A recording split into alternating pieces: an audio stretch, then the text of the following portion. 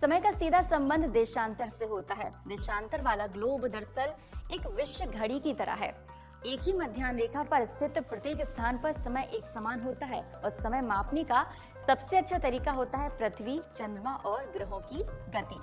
Globe की परिधि 360 degree है। सूर्य का प्रकाश इन 360 डिग्री देशांतरों को 24 घंटों में तय करता है। इसका मतलब है कि सूर्य एक घंटे में 15 डिग्री देशांतर या हर 4 मिनट में 1 डिग्री देशांतर को कवर करता है।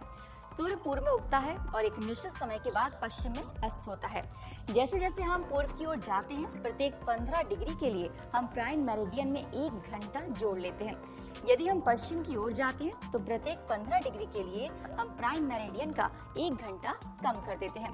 चलिए देशांतर और समय के संबंध को और बेहतर तरीके से समझने के लिए एक उदाहरण लेते हैं। आगरा का देशांतर 78 डिग्री पूर्व और पोर्ट ब्लेयर का देशांतर 93 डिग्री पूर्व है। इन दोनों के बीच 5 डिग्री यानी कि 1 घंटे का अंतर है। इसका मतलब है कि यदि पोर्ट ब्लेयर में सुबह 6 बजे सूरज उगता है तो 1 घंटे बाद आगरा में उदय होगा।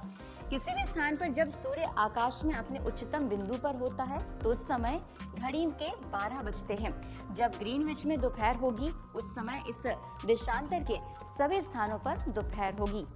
ग्रीनविच लाइन के पूर्व के क्षेत्र स्थान आगे यानी कि प्लस होंगे, जैसे कि भारत जो कि ग्रीनविच टाइम से 5 घंटे 30 मिनट आगे है, और पश्चिम के क्षेत्र ग्रीनविच समय के पीछे यानी कि माइनस हो जाएंगे।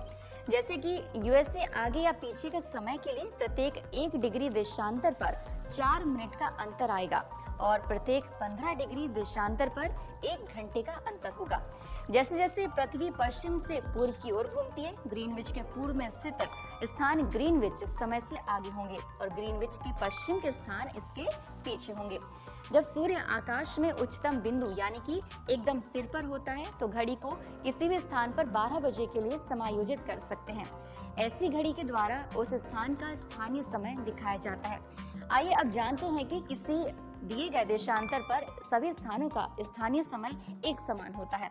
तो अब हम जानते हैं कि देशांतर और समय के बीच वाकई क्या एक संबंध है। इस प्रकार समय मापने का सबसे अच्छा तरीका पृथ्वी, चंद्रमा और ग्रहों की गति है।